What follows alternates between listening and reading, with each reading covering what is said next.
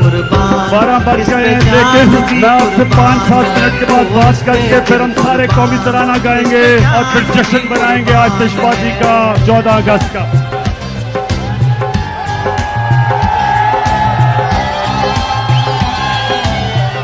इस पे जान भी कुर्बान है तेरा।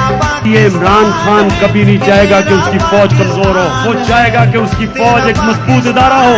जो लोग इस मुल्क में हकीकी आजादी चाहते हैं वो हमेशा चाहेंगे कि हमारी फौज मजबूत हो। भी कुर्बान है वो, इस पे दिल कुर्बान, इस पे जान भी कुर्बान है।